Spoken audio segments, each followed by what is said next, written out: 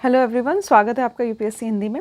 हम लोग देख रहे हैं 108 दिन की सीरीज़ जिसमें हम लोग कवर कर रहे हैं पर्यावरण, एनवायरनमेंट से रिलेटेड जो भी इंपॉर्टेंट टॉपिक्स हैं। उसमें बहुत सारे इंपॉर्टेंट टॉपिक्स अब तक आपके कवर हो चुके हैं। लास्ट लेक्चर में हम लोग देख रहे थे कुछ जो सम्मेलन हुए हैं या फिर अग्रीमेंट्स हुए हैं, उनके बारे में हम लोग देख रहे हैं। तो इन्वायरमेंटल कन्वेंशन नाम से ये जो टॉपिक है वो हम लोगों ने देखा था। स्टार्ट करते हैं, एक रिवीजन करवा देती हूँ मैं आपका, बिकॉज यहाँ पे ये सबसे इम्पॉर्टेंट टॉपिक है। अगर इन्वायरमेंट से रिलेटेड अब तक जितने भी टॉपिक्स पढ़ाए गए हैं उसकी बात मैं कहूँ तो यहाँ पे ये सबसे इम्पॉर्टेंट टॉपिक है। इसमें जो भी कन्वेंशन, जो भी अग्रीमेंट लिखे हुए हैं, उनका ईयर और उससे वो किससे संबंधित है, मतलब उसका उद्देश्य, ये सभी अक्सर क्वेश्चन में पूछे जाते हैं। और यहीं पे कन्फ्यूजन भी क्रिएट होता है, क्योंकि क्या होता है कि ईयर में कन्फ्यूजन हो जाती है और कभी कभी जो उद्देश्य है या उसका जो ऑब्जेक्टिव है जिसके लिए वो कन्वेंशन लाया गया था उसमें भी कन्फ्यूजन हो जाती है। ठीक है, तो यहाँ पे क्वेश्चन बनने के चांसेस जो होते हैं वो सबसे ज़्यादा होते हैं। तो सबसे पहले है रामसर कन्वेंशन, 1971 में आया था, आर्द्र भूमि से संबंधित है। यहाँ पे ये आपको याद रखना है।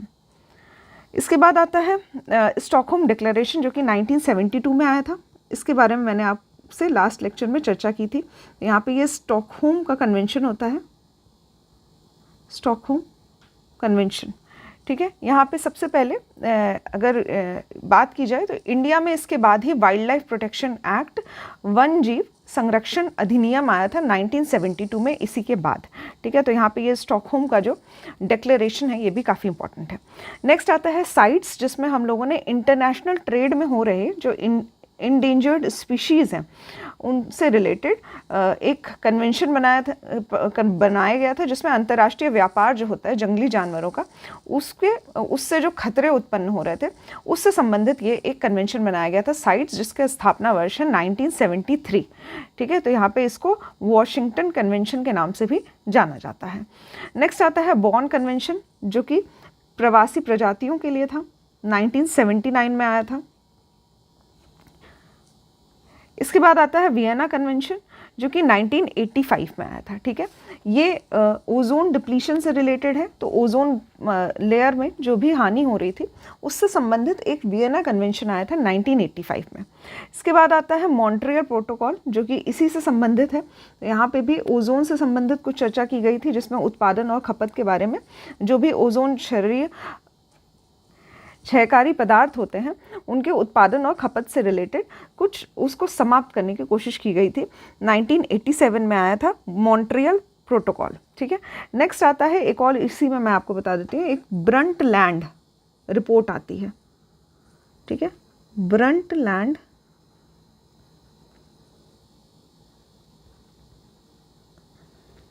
रिपोर्ट आती है, 1987 में आती है।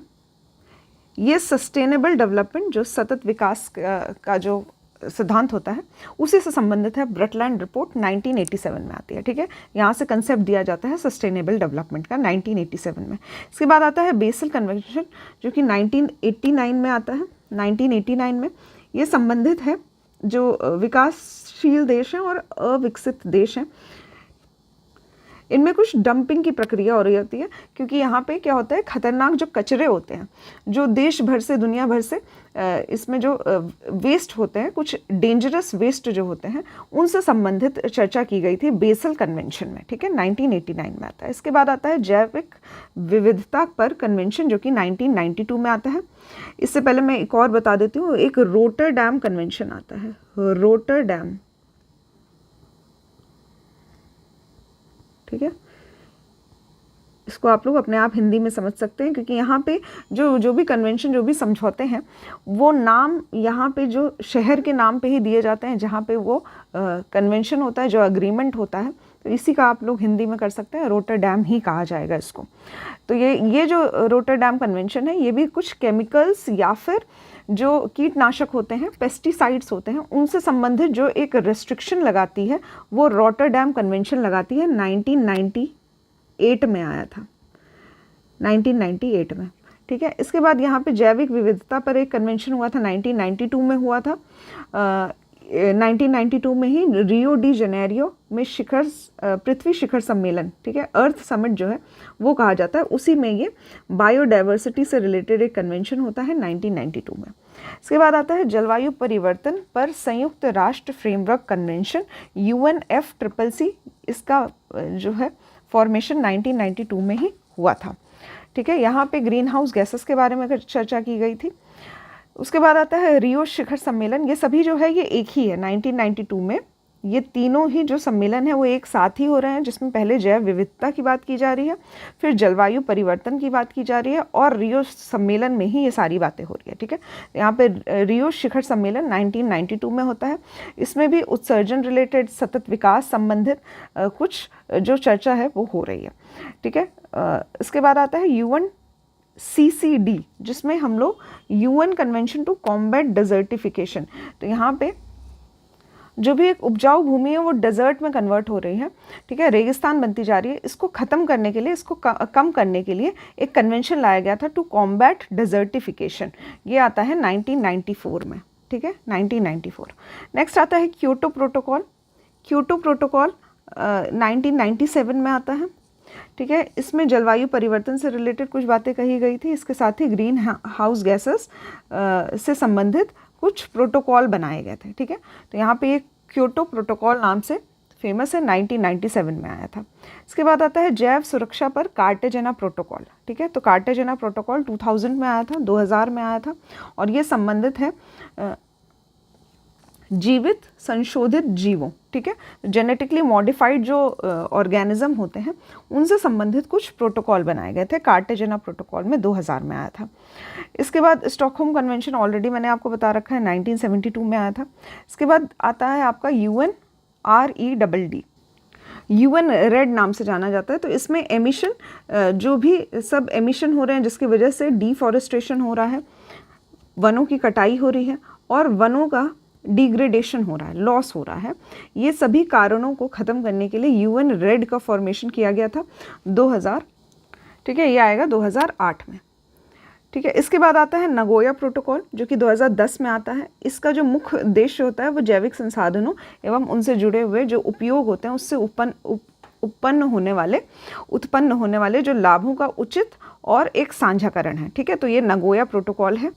ठीक है, तो जो भी रिसर्च की जाती है अलग अलग देशों में, उसके लिए कुछ रिसोर्स का शेयरिंग किया जाता है। ठीक है, तो यहाँ पे रिसोर्सेज की जो शेयरिंग होती है उसके लिए एक प्रोटोकॉल बनाया गया जिसको नगोया प्रोटोकॉल कहा जाता है। 2010 में इसका फॉर्मेशन हुआ था।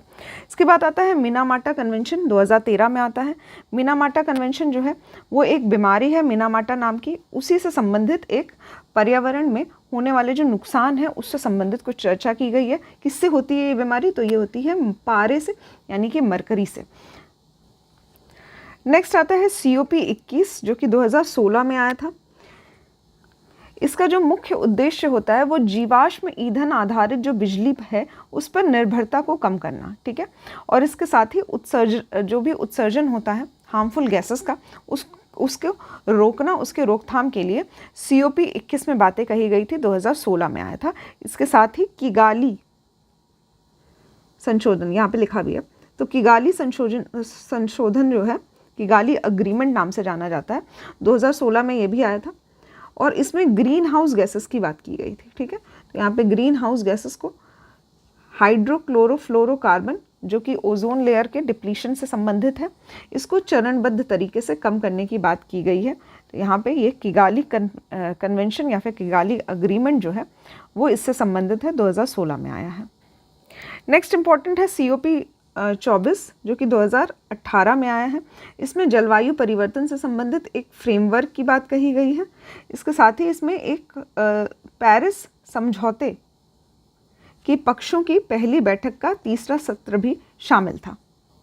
जो रिसेंट में हुआ है वो है COP28, 2023 में हुआ है, ये दिसंबर 2023 में, और ये हुआ है दुबई UAE में। ठीक है, तो ये भी आप लोग याद कर सकते हैं, COP28। ठीक है, तो यहाँ पे ये समाप्त होता है। ये सभी जो कन्वेंशन के बारे में हमने पढ़ा ये सभी आप लोग देख सकते हैं। इसका जो PDF है वो आपको इस टेलीग्राम चैनल पे मिल जाएगा। तो यहाँ पे लिखा हुआ है UPSC हिंदी 4CS। इस टेलीग्राम चैनल पे आपको जो PDF है वो उसका अवेलेबल करवा दिया जाएगा। ठीक है, तो यहाँ पे इसको आप लोग ज़रूर से याद करिएगा। ये सभी जो कन्वेंशन दिए गए हैं किस उद्देश्य से बनाए गए हैं और साथ ही कौन से वर्ष में है, ये सभी आपको याद रखना है। नेक्स्ट हमारा टॉपिक है स्टार्ट होता है, ये है प्रदूषण के बारे में। तो पॉल्यूशन के बारे में आज हम लोग पढ़ेंगे। पॉल्यूशन क्या होता है? तो यहाँ पे कोई भी अनचाहा जो पदार्थ है जो हमारे वातावरण में घुल जाता है या मिल जाता है प्राकृतिक तरीके से या फिर अप्राकृतिक तरीके से, ठीक है। तो यहाँ पे ह्यूमन एक्टिविटी के द्वारा या फिर कुछ प्राकृतिक तरीके से, जिसको हम लोग कह सकते हैं वल्केनो की वजह से, ज्वालामुखी जो है उसकी वजह से कई सारी गैसेस जो होती हैं वो हमारे वातावरण में मिल जाती हैं। इसके साथ ही और भी कई कारण होते हैं जो कि प्राकृतिक रूप से प्रदूषण के कारक बनते हैं, ठीक है। यहाँ पे ह्यूमन एक्टिविटीज़ जो होती है वो भी सबसे ज़्यादा रिस्पॉन्सिबल होती है, जैसे कि हमारी जो इंडस्ट्रीज़ हैं या फिर गलत तरीके से जो हम लोग फार्मिंग करते हैं, इनके वजह से भी प्रदूषण जो है वो फैलता है, ठीक है। तो यहाँ पे भौतिक, रासायनिक और जैविक प्रदूषण जो है इसके बारे में हम लोग पढ़ेंगे। सबसे पहले आता है यहाँ पे एक अधिनियम है, उसके बारे में जान लेते हैं। तो जल अधिनियम जो है वो 1974 में आता है। पिछले लेक्चर में मैंने आपको ऑलरेडी पढ़ा रखा है। तो यहाँ पे प्रिवेंशन और मैनेजमेंट की बात कही गई है। यहाँ पे वाटर एक्ट आता है 1974 में। इसके बाद वायु प्रिवेंशन एंड कंट्रोल अधिनियम आता है 1981 में, ठीक है। ये दोनों ही ईयर आप लोग याद रखिएगा क्योंकि इस पे प्रश्न अक्सर पूछे जाते हैं। CPCB के जो फॉर्मेशन होता है, सेंट्रल पॉल्यूशन कंट्रोल बोर्ड, ये जो जल वाला अधिनियम है इसके साथ ही CPCB का फॉर्मेशन किया जाता है। सेंट्रल लेवल पे पॉल्यूशन कंट्रोल बोर्ड बनाया जाता है, इसके साथ ही स्टेट लेवल पे भी पॉल्यूशन कंट्रोल बोर्ड बनाया जाता है 1974 में। इसके साथ ही जो सबसे महत्वपूर्ण प्रश्न अक्सर बनते हैं इस पे, वो है बायो एक्यूमुलेशन से संबंधित और बायो संवर्धन, जिसको बायो मैग्निफिकेशन कहते हैं, ठीक है। इससे संबंधित प्रश्न अक्सर पूछे जाते हैं। तो यदि कोई, ठीक है, तो यहाँ पे बायो एक्यूमुलेशन में ये होता है कि अगर कोई भी केमिकल किसी छोटी मछली के द्वारा खाया गया है तो उसके बाद जब ये बड़ी मछली के द्वारा खाया जा रहा है तो यहाँ पे यही सेम चीज़ जो होती है, ये केमिकल जो होता है, ये इसके शरीर में भी आ जाता है और एक्यूमुलेट हो जाता है, इकट्ठा हो जाता है, ठीक है। इसको बायो एक्यूमुलेशन कहते हैं। बायो मैग्निफिकेशन के सिद्धांत में ये बताया जाता है कि अगर कोई बड़ी मछली है तो वो सिर्फ एक छोटी मछली तो खाएगी नहीं, इसके साथ ये कई सारी मछलियाँ खा जाएगी, ठीक है। तो यहाँ पे इसमें जो केमिकल था, इसमें जो केमिकल था, ये सभी मिलके एक बड़ी मछली में जब जा रहे हैं तो काफ़ी ज़्यादा केमिकल जो होता है वो उसके शरीर में इकट्ठा हो जाता है, यानी कि एक मैग्निफिकेशन हो जाता है उसका, ठीक है। तो यहाँ पे ये जो मैग्निफिकेशन का सिद्धांत है ये ऑलरेडी हम लोग प्रीवियस लेक्चर्स में कर चुके हैं इसके बारे में, लेकिन इस पर अक्सर क्वेश्चन पूछे जाते हैं, तो इस कॉन्सेप्ट को हमेशा क्लियर रखिएगा, ठीक है। इसके बाद अगर प्रदूषक की बात की जाए तो दो तरह के प्रदूषक होते हैं, एक होता है प्राइमरी पॉल्यूटेंट और एक होता है सेकेंडरी पॉल्यूटेंट, ठीक है। तो यहाँ पे ये पॉल्यूटेंट है, इस दो प्रकार के होते हैं, एक होता है प्राथमिक प्रदूषक और एक होता है द्वितीयक, ठीक है। प्राथमिक में आते हैं जो ये सीधे मानव द्वारा प्रकृति में जाते हैं, ठीक है। तो ऐसे पॉल्यूटेंट जो कि सीधा असर करते हैं, कोई दूसरा द्वितीयक जो पॉल्यूटेंट होता है उसको नहीं बनाते हैं, कोई केमिकल कंपाउंड नहीं बनाते हैं, ये डायरेक्ट जो होता है सीधा असर करते हैं प्रकृति में और नुकसान पहुंचाते हैं। जैसे कि कह सकते हैं कि जो DDT होता है, डाइफिनाइल ट्राइक्लोरोईथेन, ठीक है। तो यहाँ पे ये इसकी फुल फॉर्म भी आप लोग देख सकते हैं। DDT जो होता है यहाँ पे लिखा हुआ भी है डाइफिनाइल ट्राइक्लोरोईथेन, ठीक है। इसके साथ ही और भी कंपाउंड आते हैं इसमें, जैसे कि कार्बन मोनोऑक्साइड, ठीक है, और यहाँ पे नाइट्रोजन ऑक्साइड के कुछ कंपाउंड आते हैं जिसको नॉक्स कहा जाता है, ठीक है। तो यहाँ पे NO2 भी हो सकता है, NO3 भी हो सकता है, NO4 भी हो सकता है। इस तरह से नाइट्रोजन और ऑक्सीजन का एक कंपाउंड बनता है और साथ में सल्फर का कंपाउंड जिसको सॉक्स कहा जाता है, SOX। फिर यहाँ पे कुछ और भी ऑर्गेनिक कंपाउंड्स जो होते हैं वो प्राथमिक प्रदूषक का कार्य करते हैं। यहाँ पे ये सीधा असर करते हैं प्रकृति पे, ठीक है। इसमें किसी कंपाउंड के मिलने या बनने की ज़रूरत नहीं होती है, कोई भी केमिकल रिएक्शन नहीं होता है। इसके बाद द्वितीयक जो होता है ये प्राथमिक प्रदूषकों से एक डिराइव्ड होते हैं, उनसे मिलके बनते हैं, तो उन्हीं से उत्पन्न हुए होते हैं जिनको द्वितीयक प्रदूषक कहा जाता है। इसके कुछ एग्जाम्पल हैं, जैसे कि PAN जिसमें पर ऑक्सी एसिटल नाइट्रेट होता है, ठीक है। इसके बारे में अभी हम लोग डिटेल में पढ़ेंगे कुछ टाइम बाद। यहाँ पे अभी मैं आपको रिएक्शन भी बताऊंगी इसका कैसे बनता है ये। और इसके साथ ही ओजोन ओजोन जो है ऑक्सीजन के 3 कंपाउंड इसमें है।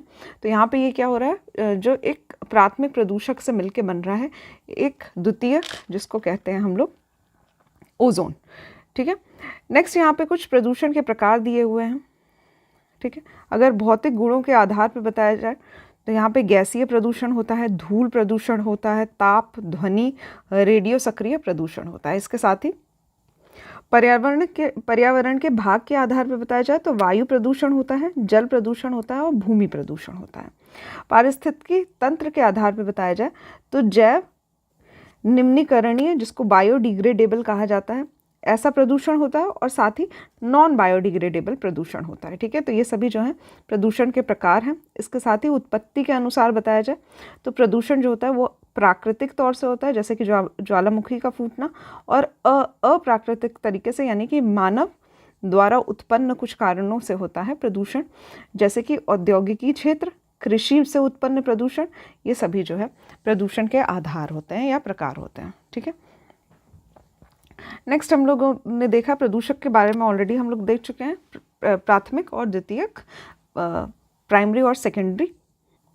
ठीक है, एक और आधार है जैसे कि क्वांटिटेटिव, परिणामात्मक, और साथ ही क्वालिटेटिव, गुणात्मक। ठीक है, तो यहाँ पे क्वांटिटेटिव जो होते हैं ये ऐसे प्रदूषक होते हैं जो कि प्रकृति में मौजूद होते हैं। ठीक है, परंतु अगर ये एक स्तर से अधिक बढ़ जाते हैं तो ये प्रदूषक हो जाते हैं, जैसे कि कार्बन डाइऑक्साइड या फिर कार्बन मोनोऑक्साइड।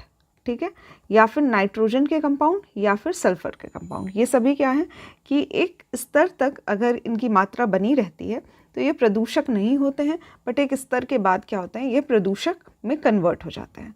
क्वालिटेटिव की बात की जाए, गुणात्मक की बात की जाए, तो ये मुख्य रूप से प्रकृति में मानव जनित होते हैं। तो यहाँ पे ये अप्राकृतिक तरीके से बनते हैं, और ये सभी जो हैं पर्यावरण को नुकसान पहुंचाते हैं, जैसे कि DDT मैंने आपको बताया था।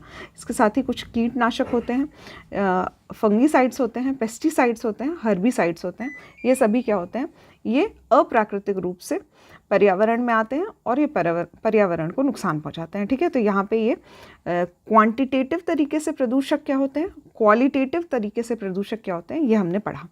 ठीक है, नेक्स्ट यहाँ पे स्टार्ट करेंगे हम लोग वायु प्रदूषण से। ठीक है, एयर पोल्यूशन,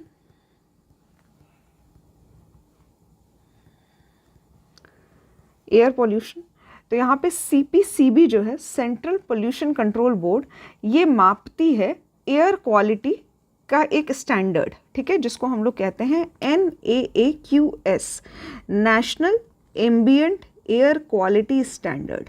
ठीक है, तो यहाँ पे आपके मोबाइल फ़ोन में भी कभी कभी बताया जाता है AQI क्या है, एयर क्वालिटी इंडेक्स क्या है। उसके बाद से आपको एक नोटिफिकेशन आता है कि आज जो है वो एयर क्वालिटी इंडेक्स जो है वो काफ़ी ख़राब है, यानी कि प्रदूषण का स्तर जो है वो काफ़ी ज़्यादा है। ठीक है, तो इसी तरह से ये जो एक एयर क्वालिटी नापने का जो तरीका होता है, ये इसके द्वारा सेंट्रल पोल्यूशन कंट्रोल बोर्ड के द्वारा स्टार्ट किया गया था। इसमें 12 प्रदूषकों का मापन किया जाता है, जिसमें 12 में है सल्फर से रिलेटेड कंपाउंड यानी कि SO2, नाइट्रोजन का NO2, फिर उसके बाद आता है PM यानी कि पार्टिकुलेट मैटर जो होता है उसका जो साइज़ है वो 10, PM10 और PM2.5। ठीक है, ये दोनों साइज़ याद रखिएगा। पार्टिकुलेट मैटर जो होते हैं, ठीक है, तो यहाँ जो PM का अर्थ है वो है कणिका पदार्थ यानी कि पार्टिकुलेट मैटर। ठीक है, इसके बाद आता है ओजोन, फिर आता है लेड। ठीक है, लेड, उसके बाद आता है कार्बन मोनोऑक्साइड, आर्सेनिक, निकल, बेंजीन, अमोनिया NH3 और बेंजोपायरीन। ठीक है, ये सभी जो हैं ये 12 प्रदूषक हैं। ये सभी याद कर लीजिएगा क्योंकि इस पे भी प्रश्न पूछे जाते हैं कि कौन सा प्रदूषक का जो मापन होता है इसमें कौन से जो केमिकल्स हैं उनका मापन किया जाता है। ठीक है, तो यहाँ पे नेशनल एयर क्वालिटी इंडेक्स जो है ये मिनिस्ट्री ऑफ इन्वायरमेंट के अंतर्गत आती है, पर्यावरण मंत्रालय के अंतर्गत आती है। 2015 में इसको शुरू किया गया था। ठीक है, तो यहाँ पे करेंटली अगर बात की जाए तो AQI में एयर क्वालिटी इंडेक्स में 8 पॉल्यूटेंट्स ही मापे जाते हैं। ठीक है, यहाँ पे PM10, PM2.5, फिर नाइट्रोजन डाइऑक्साइड, सल्फर डाइऑक्साइड, साथ ही कार्बन मोनोऑक्साइड, ओजोन, अमोनिया और लेड। ठीक है, इन्हीं का मापन जो है वो किया जाता है। ठीक है। कुछ और पॉल्यूटेंट्स की बात की जाए तो यहाँ पे मैंने आपको बताया प्लास्टिक जो होता है, नैनो प्लास्टिक जो होता है वो भी एक पॉल्यूटेंट है। इसके साथ नाइट्रोजन के कंपाउंड्स आते हैं, सल्फ़र के ऑक्सीजन के साथ कंपाउंड आते हैं, कार्बन मोनोऑक्साइड आता है, कार्बन डाइऑक्साइड आता है, ठीक है। फिर यहाँ पे जो पैन का फॉर्मेशन होता है वो अगर नाइट्रोजन के कुछ कंपाउंड्स जो होते हैं वो वोलेटाइल ऑर्गेनिक कंपाउंड्स के साथ, यानी कि कार्बन के कुछ कंपाउंड के साथ जब मिल जाते हैं तो ओजोन का फॉर्मेशन भी करते हैं, और साथ ही जो पर ऑक्सी एसिटिल नाइट्राइट है PAN, इसका फॉर्मेशन भी किया जाता है, ठीक है। किसी स्पेसिफिक तापमान पर और एक स्पेसिफिक दाब पर ये एक रिएक्शन होता है जिसकी वजह से ये हानिकारक जो कंपाउंड्स हैं, द्वितीय प्रदूषक हैं, इसका फॉर्मेशन होता है, ठीक है। इसके साथ ही यहाँ पे ये जो पैन का फॉर्मेशन हो रहा है इसी के वजह से एक स्मॉग बनता है जिसको प्रकाश रासायनिक धूम कोहरा कहा जाता है। ये स्मोक यानी कि धुएं और फॉग यानी कि कोहरे से मिलके बनता है, ठीक है। धुआं और कोहरे से मिलके बनता है, स्मॉग कहा जाता है इंग्लिश में, ठीक है। तो यहाँ पे द्वितीय प्रदूषक के बारे में कुछ और बातें लिखी हुई है, जैसे कि ओजोन होता है, फॉर्मल्डिहाइड होता है, परऑक्सी एसिटिल नाइट्रेट होता है, ठीक है। ये कुछ इंपॉर्टेंट है, इनका नाम ज़रूर से याद रखिएगा। इसके साथ ही कोयला आधारित विद्युत संयंत्र में भी प्रदूषक पाए जाते हैं जिसको फ्लाई ऐश कहा जाता है, ठीक है। तो यहाँ पे छोटे कण होते हैं, किससे बने हुए होते हैं? सिलिकॉन ऑक्साइड से बने होते हैं, एल्यूमिनियम ऑक्साइड से बने होते हैं, आयरन का ऑक्साइड होता है और साथ ही कैल्शियम का ऑक्साइड होता है। इसके काफ़ी छोटे कण होते हैं जिसको फ्लाई ऐश कहा जाता है, ठीक है। तो यहाँ पे ये जो कण होते हैं ये इतने छोटे होते हैं और साथ ही इनका जो भार होता है वो काफ़ी कम होता है, तो ये उड़ते हुए होते हैं, ठीक है, इसीलिए इसको फ्लाई ऐश कहा जाता है। इसके रोकथाम के लिए एक इलेक्ट्रोस्टैटिक अवक्षेपक यानी कि इलेक्ट्रोस्टैटिक प्रेसिपिटेटर लगाया जाता है। जो भी इंडस्ट्रीज़ होती हैं, कंपनीज़ होती हैं, इनके द्वारा ये लगाया जाता है। अब फ्लाई ऐश से संबंधित कुछ हानियाँ लिखी हुई है और इसके साथ ही कुछ लाभ भी होते हैं इसके, वो हम लोग देखेंगे। तो यहाँ पे पहले मैं लाभ की बात करती हूँ। तो फ्लाई ऐश जो होता है वो ईंट बनाने के काम आता है। तो यहाँ पे जो फ्लाई ऐश से संबंधित जो ईंटें होती है वो काफ़ी हल्की होती हैं और साथ ही सीमेंट की अपेक्षा जो होती है वो अधिक मजबूत भी होती है। तो इसलिए फ्लाई ऐश जो है उसको इकट्ठा किया जाता है और उससे ईंट बनाने की प्रक्रिया की जाती है। इसके साथ ही अगर खेतों में इसका छिड़काव किया जाए तो मृदा की जो जल ग्रहण की क्षमता होती है, ठीक है, वो वाटर कैरिंग जो कैपेसिटी होती है सॉइल की वो काफ़ी इंक्रीज़ हो जाती है। इसलिए यहाँ पे भी ये लाभदायक होता है फसलों की पैदावार से संबंधित। इसके साथ ही भूमि भराव या खानों में भराव के प्रयोग में काम में आता है। तो ये सभी जो हैं ये इसके लाभ हैं। फ्लाई ऐश के लाभ क्या होते हैं ये हमने देख लिया। हानियों की बात की जाए तो ये काफ़ी छोटे कण होते हैं, तो इसलिए ये हमारे सांस के द्वारा हमारे शरीर में चले जाते हैं और श्वसन तंत्र के रोग उत्पन्न करते हैं। इसके साथ ही जो वायु की गुणवत्ता है उसमें भी कमी आती है क्योंकि ये हवा में उड़ते रहते हैं और यहाँ पे जो नेचुरल जो वायु होती है उसकी गुणवत्ता जो होती है वो कम हो जाती है। इसके साथ ही पौधों की पत्तियों पे अगर ये जमा हो जाते हैं तो प्रकाश संश्लेषण में भी बाधा उत्पन्न करते हैं, ठीक है। तो यहाँ पे ये फ्लाई ऐश के बारे में हमने पढ़ा क्या होता है और इसके साथ ही इसके कुछ लाभ और हानियों के बारे में हमने जाना। इसको दूर करने के लिए कुछ और भी चीज़ें लगाई जाती है, जैसे कि चिमनी में एक बैग फिल्टर लगाया जाता है, ठीक है। तो यहाँ पे जो धुएं के कणीय पदार्थ होते हैं जिसका जो साइज़ होता है वो 50 माइक्रोन से कम होता है, ठीक है। तो यहाँ पे 50 माइक्रोन एक अनुमान बताया गया है साइज़ का। तो इसके लिए चिमनी में एक बैग फिल्टर लगाया जाता है जिससे कि जो भी धुएं के जो पदार्थ होते हैं वो इसमें फंस जाते हैं बैग फिल्टर में और उसको बाद में हटाया जा सकता है। इसके साथ ही अगर 50 माइक्रोन से ज़्यादा बड़े कण हैं तो उसके लिए एक साइक्लोन कलेक्टर लगाया जाता है जिसको इसके साथ ही वेट स्क्रबर भी लगाया जाता है। इसमें भी क्या होता है, एक प्रक्रिया होती है जिसकी वजह से एक साइक्लोन कलेक्टर कहा जाता है इसमें, ठीक है। प्रक्रिया मैं अभी आपको बताती हूँ। यहाँ पे क्या होता है, एक प्रदूषित हवा जो होती है, प्रदूषित हवा मतलब इसमें जो हवा है इसमें कुछ कण हैं जो कि पॉल्यूटेंट है, यहाँ से उसको अंदर भेजा जाता है। इसके साथ ही ये यहाँ पे एक सिलेंडर जैसा आकार बना रहता है जिसमें इस हवा को काफ़ी घुमाया जाता है, ठीक है। घुमावदार तरीके से उसमें एक रोटेशन प्रोड्यूस किया जाता है जिसके द्वारा जो इसके जो कण होते हैं वो एक जगह पे इकट्ठा हो जाते हैं क्योंकि ये हैवी होते हैं, इनका भार ज़्यादा होता है तो ये नीचे की तरफ इकट्ठा हो जाते हैं, और जो शुद्ध हवा होती है, जो कंपैरेटिवली जो यहाँ से आ रही है प्रदूषित हवा, इससे जो शुद्ध हवा होती है, जो इसके मैटर जो होते हैं वो नीचे इकट्ठा हो जाते हैं, और शुद्ध हवा जो होती है वो आउटलेट से बाहर निकल जाती है, ठीक है। और यहाँ पे ये जो भारी कण हैं ये नीचे की तरफ इकट्ठा हो जाते हैं, और निकास द्वार से इनको एक संकलित कणीय पदार्थ को इकट्ठा कर लिया जाता है, ठीक है। तो ये जो प्रोसेस है इसको साइक्लोन सेपरेटर कहा जाता है। साइक्लोन सेपरेटर देख सकते हैं यहाँ पे डायग्राम की मदद से। नेक्स्ट हम लोग देखते हैं वाहनों से जो उत्सर्जित प्रदूषक होता है उसको रोकने के लिए एक कैटालिटिक कन्वर्टर का इस्तेमाल किया जाता है, ठीक है। इसका जो प्रक्रिया होती है वो कुछ इस प्रकार से होती है कि जो कार्बन मोनोऑक्साइड है इसको कार्बन डाइऑक्साइड में बदल दिया जाएगा, ठीक है। और जो नाइट्रोजन का ऑक्साइड है जो कि ये प्रदूषक है इसको नाइट्रोजन में बदल दिया जाएगा जो कि ये प्रदूषक नहीं है। कोई भी जो हाइड्रोकार्बन होगा इसको कार्बन डाइऑक्साइड में और जल में बदल दिया जाएगा। किस तरह से होता है, तो इसमें कुछ प्लैटिनम और रेडियम के रॉड बने रहते हैं। इन रॉड में ये जो केमिकल प्रक्रिया है, जैसे जैसे हवा इससे पास करती है, ये जो केमिकल प्रक्रिया है इससे ये सभी जो केमिकल्स हैं ये बदलते रहते हैं, ठीक है। कार्बन मोनोऑक्साइड जो है कार्बन डाइऑक्साइड में बदल जाता है, नाइट्रोजन से युक्त जो ऑक्साइड्स होते हैं वो नाइट्रोजन में बदल जाते हैं, ठीक है। हाइड्रोकार्बन जो होता है वो कार्बन डाइऑक्साइड और जल में परिवर्तित हो जाता है। वायु प्रदूषक सूचक की बात की जाए तो इस पे भी प्रश्न अक्सर पूछे जाते हैं। तो यहाँ पे लाइकेन होता है। लाइकेन अगर ऑप्शन में दिया हुआ है, ठीक है, 4 ऑप्शन में अगर एक लाइकन दिया हुआ है तो हमेशा लाइकन को ही टिक करिएगा।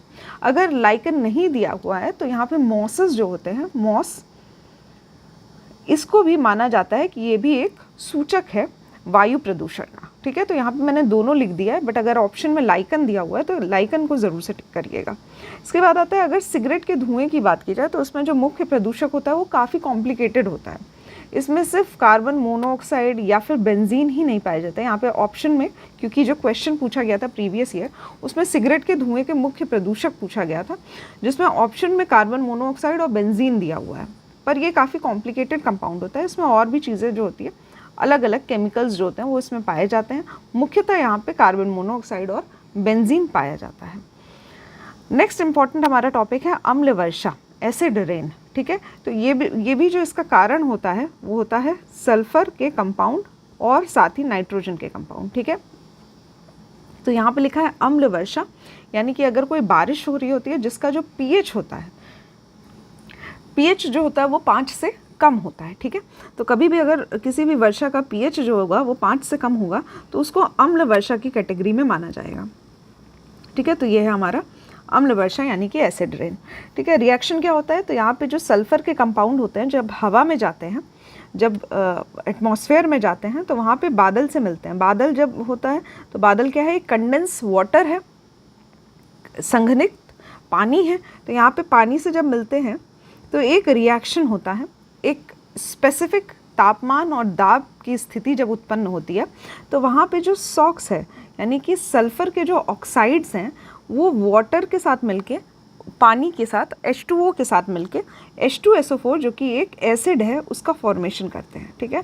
H2SO4 का फॉर्मेशन करते हैं। अगर नाइट्रोजन की बात की जाए तो नाइट्रोजन के ऑक्साइड वाटर के साथ मिलके H2O के साथ मिलके HNO3 बनाते हैं, ये भी एक एसिड है, ठीक है। तो यहाँ पे क्या होता है, अगर पानी जो होता है वो जब एसिड के साथ मिलता है यानी कि बादल में जब इस तरह के एसिड बन जाते हैं तब जो बारिश होती है वो खुद में एक एसिड होती है, यानी कि एसिडिक वाटर का रेन होता है जिसको एसिड रेन नाम दिया जाता है, ठीक है। यहाँ पे एक डायग्राम की मदद से ये सारी बातें जो हैं वो बताई गई है। जैसे कि जीवाश्म ईंधन के जलने से जो नाइट्रोजन डाइऑक्साइड है इसका उत्सर्जन होता है। इसके जो हल्के कण होते हैं वो वायु जल वाष्प में घुलकर स्रोत से दूर अम्ल वर्षा करते हैं, ठीक है। तो जहाँ पे सोर्स होता है, जहाँ पे मान लीजिए ये इंडस्ट्री कहीं पे लगी हुई है तो चिमनी से जब धुआं निकल रहा है तो ये अपने स्रोत से दूर, कहीं दूर जाके बादल का फॉर्मेशन करते हैं और वहाँ पे वर्षा करते हैं, ठीक है। तो इसको एसिड रेन कहा जाता है। इसके प्रभाव क्या होते हैं, तो पौधों की पत्तियों पर नुकसान होता है, साथ ही श्वसन क्रिया पे, प्रकाश संश्लेषण में भी बाधा उत्पन्न करते हैं, फसल की वृद्धि में रुकावट करते हैं। और भी अगर मृदा की बात की जाए तो मृदा के जो पोषक तत्व होते हैं इसको हानि पहुंचती है। इसके साथ ही जो एल्यूमिनियम होते हैं, इसके द्वारा एल्यूमिनियम झीलों या तालाबों में मिल जाते हैं, जिसकी वजह से जो जल के जो जीव होते हैं उनको भी हानि पहुंचती है। ठीक है, तो अम्ल वर्षा जो होती है वो काफ़ी खतरनाक होती है हमारे प्रकृति के लिए।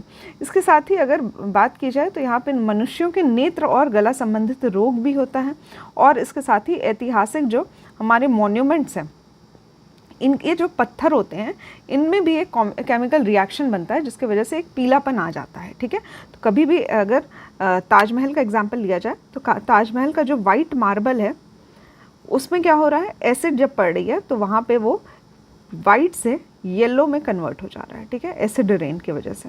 इसीलिए काफ़ी सारी जो इंडस्ट्रीज़ जो आगरा में पहले सेटअप हुआ करती थी उनको वहाँ पे ताजमहल के दूर एरिया में हटा दिया गया है। वहाँ के आसपास के एरिया में इंडस्ट्रीज़ जो हैं वो लगाने के लिए मनाही कर दी गई है। ठीक है, तो यहाँ पे सांस्कृतिक स्तर पे भी नुकसान होता है, इसके साथ ही फसलों की वृद्धि में भी नुकसान होता है अम्ल वर्षा की वजह से। ठीक है, ये सारा जो प्रोसेस है इसको आप लोग देख सकते हैं। इसके बाद एक हेलसिंकी प्रोटोकॉल आया था 1985 में, जिसमें सल्फ़र से रिलेटेड जो भी कंपाउंड हैं उनके जो इस्तेमाल है इसको कम करने की बात की गई थी। मैक्सिमम अगर एसिड रेन की बात की जाए तो सबसे ज़्यादा जो अम्ल वर्षा से प्रभावित क्षेत्र है वो है नॉर्वे। ठीक है, इस पर भी प्रश्न पूछा गया, ये भी आप लोग याद रख सकते हैं। नेक्स्ट हमारा टॉपिक है जल प्रदूषण, वाटर पॉल्यूशन। तो जल प्रदूषण के बारे में दो चीज़ें हम लोग ऑलरेडी देख चुके हैं। सुपोषण, जिसको यूट्रोफिकेशन कहते हैं, जिसमें कि आसपास के जो खेत होते हैं इनमें जो भी एसिड हम लोग डालते हैं, जो भी कीटनाशक डाले जाते हैं, केमिकल्स, ये पानी के साथ प्रवाहित होकर किसी जो आसपास की वाटर बॉडी है उसमें इकट्ठा होते हैं। तालाब, जो कुएं होते हैं या तालाब होते हैं या नदी नाले जो होते हैं, यहाँ पे ये इकट्ठा हो जाते हैं। तो पानी में जब ये केमिकल्स इकट्ठा होते हैं तो एक आसपास के जो जीव होते हैं वो इसमें, आसपास के जो पौधे होते हैं वो इसमें पनपने लगते हैं। ठीक है, तो यहाँ पे पौधे जमा होने लगते हैं और ये जो पानी का क्षेत्र होता है ये कम होता जाता है, क्योंकि इसमें इतने पौधे यहाँ पे जमा हो जाते हैं।